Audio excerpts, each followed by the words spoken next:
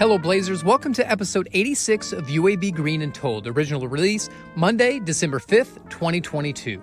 UAB Green and Told gives us a chance to share stories from members of the UAB community.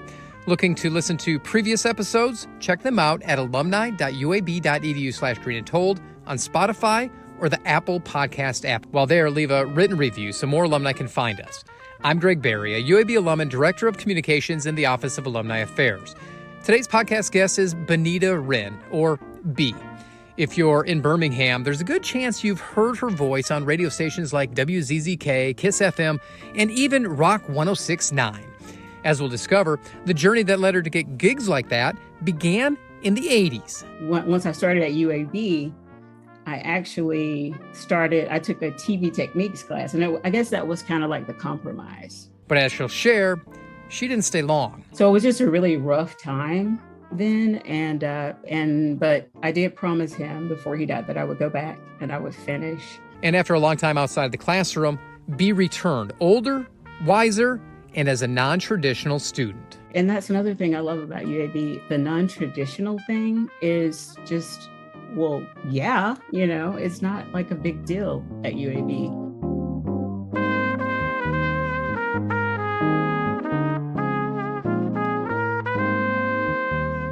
For B. Wrenn, 2 decades not only separated her from her oldest sibling, it also is how long it took her to graduate UAB after taking her first class on campus. The daughter of cotton pickers from rural Sumter County, Alabama, B was the youngest of 13 kids. She admits she's a daddy's girl, and for a good reason.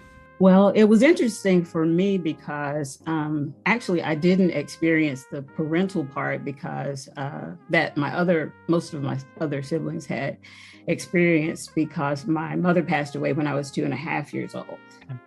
So, but one of the reasons why I think it had an impact on the way that the way that we lived is because it creates work ethic. It creates family. We were, my parents had 13 children over their 33-year marriage. And I was the 13th. So because I'm that 13th child, my experience was a little different from some of the others because it was just mostly me and my daddy. But we did, he did have a field. We planted everything from watermelon to corn and peas and greens, everything. So it just changed in that when my mother, the stories they tell me about my mother, she did everything, cooking, sewing, all of her children's clothes. And when she died, my father, back then the roles were really specific. So my father never learned how to cook. So it was just very interesting, the dynamic that they had versus the dynamic that some of the younger ones like me experienced. What was the age range between the oldest of your 12 siblings and you? The oldest was born in the 40s.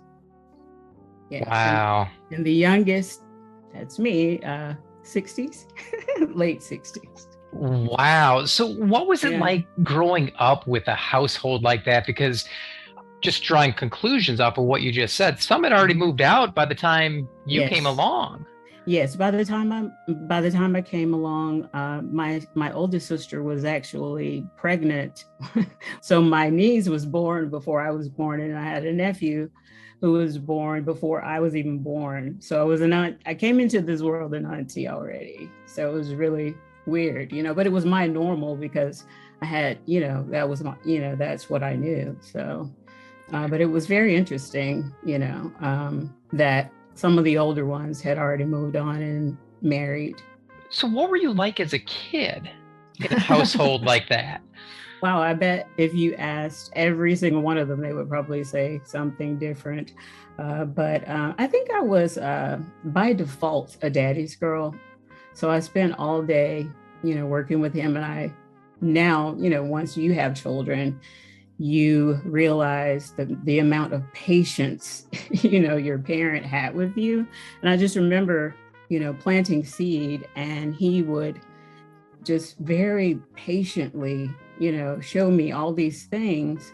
It was just, now that I see it from an adult point of view. It was, an incredible amount of patience and care, but I was a tomboy. I climbed peach trees and, we collected mushrooms and fossils and, we had 4-H back then. Just really, it was definitely more family oriented back then. So, and then, Hueytown is just really small anyway, and very specific to certain things. It was a coal mining town, and my daddy was a coal miner for over 30 years. So you mentioned the fact that there was 4-H around that time. Yes. Were you heavily involved in 4-H around that time? I actually was heavily involved. I made it to in different areas, but specifically the one that I really liked was the talent. We got to sing and dance and learn, how to perform. And I remember that we did have a performance that made it all the way to nationals. And, we made the little local news and everything. And it was just great. It was a great experience. I'm hoping that today we can give some of that back to some of the young students that are coming up now. Where did the theater bug actually kind of nip you and kind of draw you in? That 4-H. How old were you? Probably around 9, 10. It's kind of weird. For 1 year, my daddy got a little break, and I went to school. I moved to Fort Campbell, Kentucky with one of my sisters. And so I was able to live there for a year and attended school in, it was Tennessee, actually. It was like on the line, even though we lived in Fort Campbell. It was Clarksville, Tennessee. Mm-hmm. That's when it kind of started really developing. And then I had a really great teacher in middle school coming back, to Alabama, who was just great. I mean, it's so funny. We used to do a class of just, how to apply makeup, how to apply makeup to make you look old, how to apply makeup to make you look young. And now they have these TikToks, where people are just doing this and getting millions of views from something that we had to literally, study in school. It's really funny. When you were in high school, junior high, middle school, was acting kind of what you wanted to do?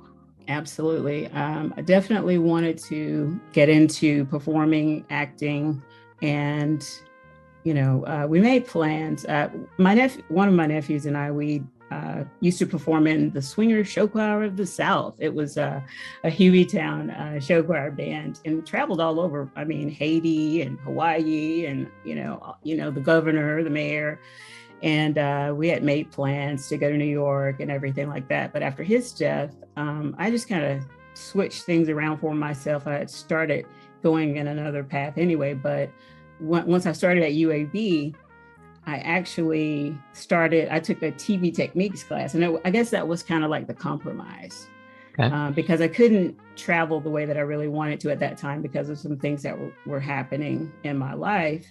When I took that TV techniques class, which was actually more like a indie film class, and we had to write the script and, do everything. Oh, wow.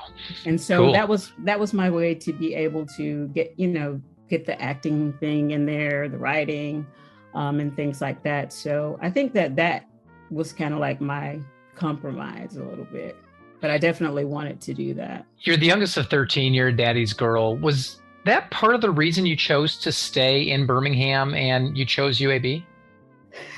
That's funny. It is part of the reason why I stayed in Alabama, but actually, initially, I was not going to UAB. I was initially going to Judson College, an all-girls school. And I really just wanted to focus. I thought I could focus better without, having boy crushes or whatever,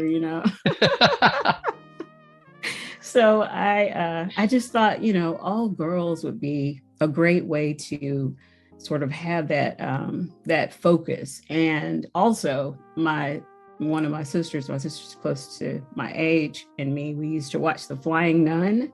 Okay. And it was sort of similar to that type of experience because Daddy told us that we couldn't be nuns because we weren't Catholics. So, but anyway, so what happened was about 48 hours before I was headed to Judson, we had a little family send off. And so a couple of people had some issues that they were concerned about safety and things like that with me going there alone.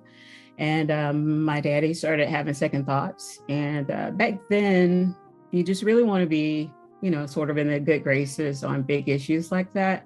So I sort of respected his, opinion, but I was really disappointed. And so, but that's how I ended up at UAB. And what year did you come to Birmingham and enroll at UAB? I was living in Hueytown, but I moved into the dorm at UAB in 86. 86. Mm-hmm. Okay. Yeah. What year did you graduate? 2006. That's what I thought. I was looking at my notes and I'm like, wait a minute. So 86, 06. So there's 20 years right there. Yes. So during those 20 years, you've seen just enormous changes with the campus alone, let alone the student population and how the campus has evolved. What was it like to kind of be a student for that long and see all of these things happen? It was really cool because I also worked there. And my daddy, in my freshman year, my daddy got sick and I went back home and I became a caregiver, and me and another one of my sisters, and then he died. And the week before he died, my brother died. And we couldn't tell my daddy because he was so sick. And the doctor said, it was too much for his heart. Yeah. So it was just a really rough time then. But I did promise him before he died that I would go back and I would finish. And that semester off turned into, going back much later than I thought. I ended up, having to pay off those loans and things like that before I could get back in. So it just took a while, and then, life. But I worked in different departments. One of the things that's really good, I think, about UAB is and I don't know if a lot of people know this, but they have a really great temp service. Mm-hmm. So when you work in the temp service, you get these different, assignments. So I was able to work in Civitan research, graduate school of medicine, cellular and developmental biology, and just some geographic medicine, school of public health. And from there, I ended up getting involved as I became a student again in School of Public Health a lot, because I was on the writing team for Body Love Writers Group. And then we sort of continuing on, I think I ended up doing that like 3 times because it would be like per semester. And then ended up being a guest star on Body Love, playing one of the characters that we had developed it was Body Love, it was like it was a show that was for health care and wellness, but it was a soap opera.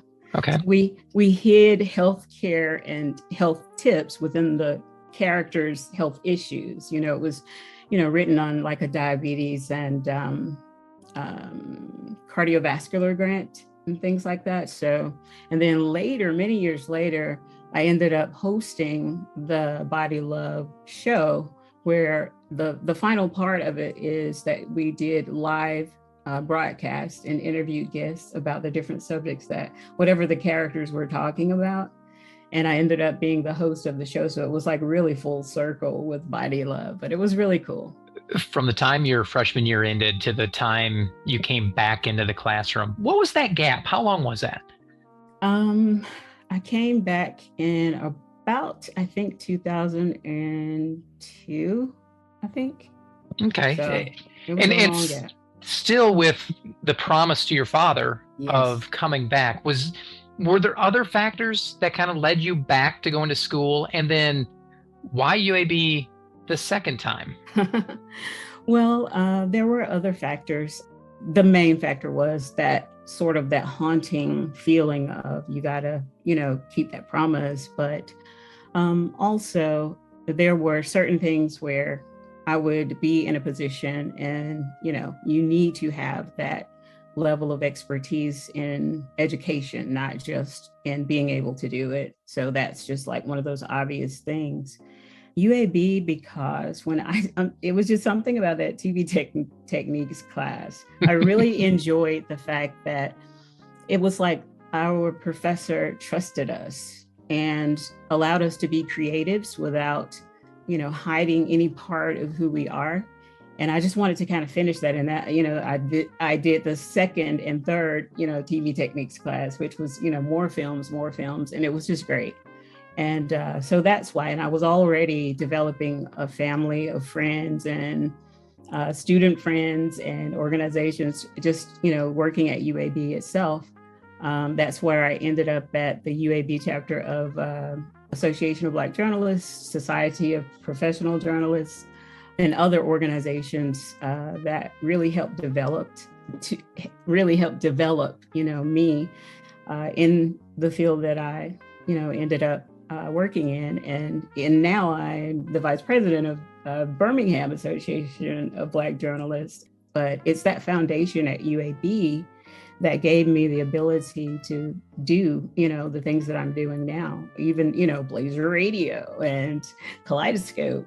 These are amazing student organizations and media that really help develop us. It's just like real world, so that's what students need. There's a lot of missing components in teaching student journalism, in the undergrad arena and even in the high school arena.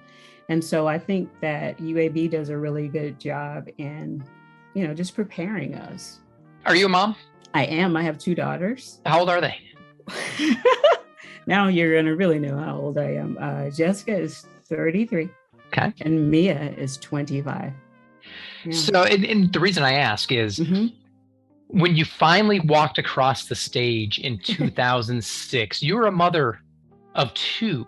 What was it like? And what did your girls how'd they react to that experience? Another good question. They were very proud of me. Jessica, the oldest, she has a chronic illness, it's eosinophilic, which back then it wasn't even truly known.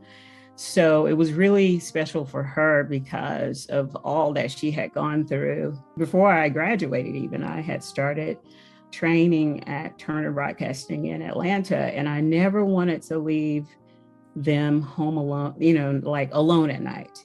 So I made it back every single day. I drove there and back each time.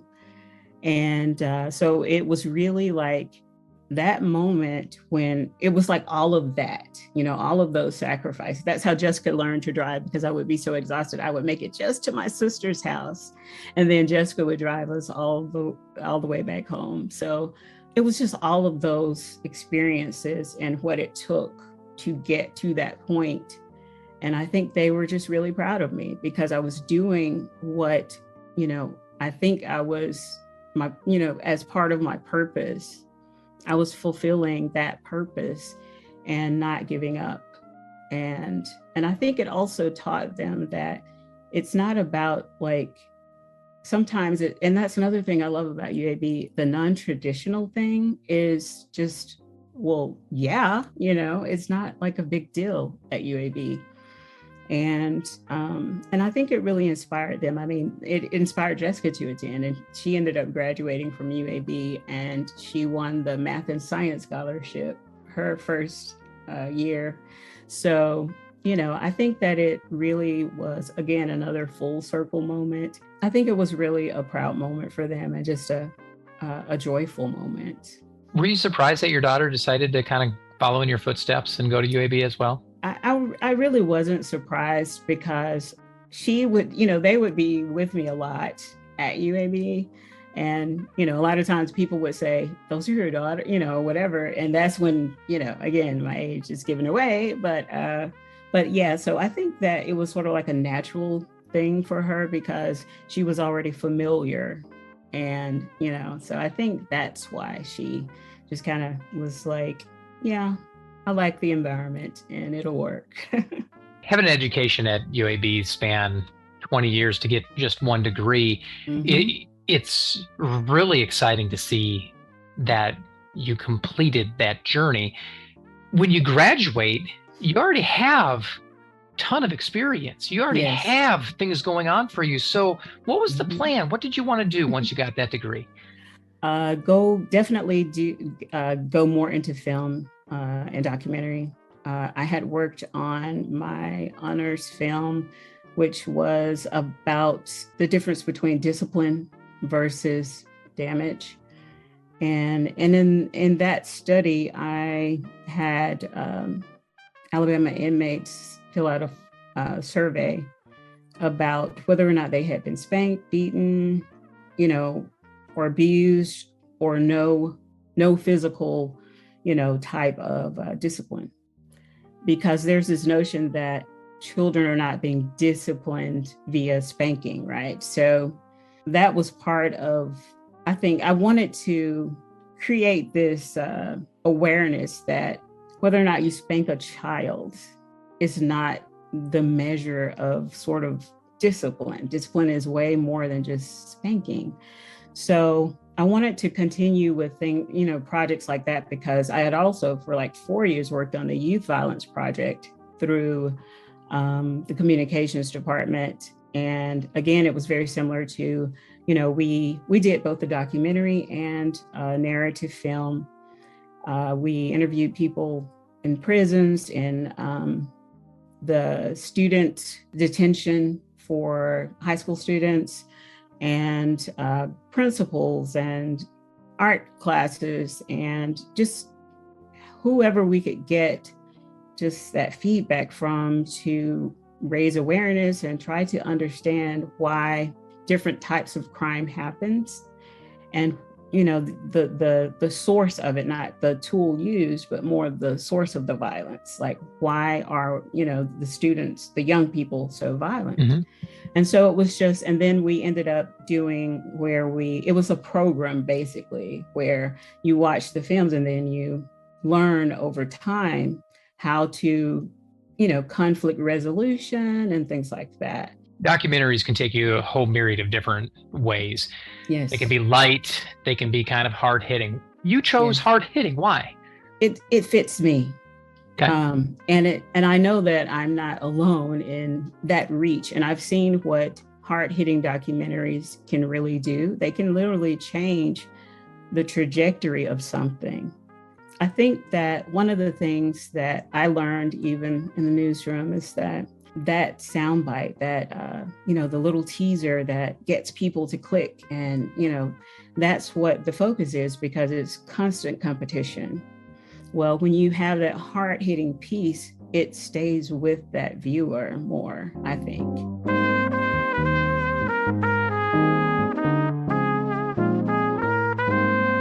That's Benita, or B. Wrenn. Despite a journey that took a few years to complete her degree, she graduated with her BS in Communication Studies from the College of Arts and Sciences in 2006. As a passionate alumna, B definitely has a good idea of what it means to be a Blazer. When I was at UAB, that was when all the football stuff happened.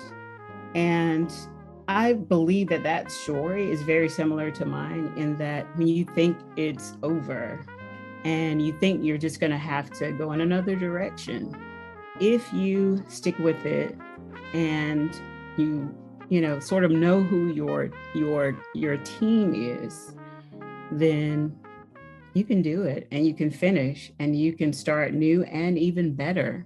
So I think that just tenacity and grit is what I learned. I think it's purpose driven. And I think that purpose is better fulfilled when you have an institution like UAB to give you that opportunity to fulfill your purpose. I think that's what it is. Be sure to listen into previous episodes of UAB Green and Told. Check out our website at alumni.uab.edu/greenandtold. Have a story to share or know someone we need to get in touch with? Email greenandtold@uab.edu. Finally, be sure to follow us on Facebook, Instagram, and Twitter. Just search UAB Alumni. Thanks for listening, and until next time, go Blazers.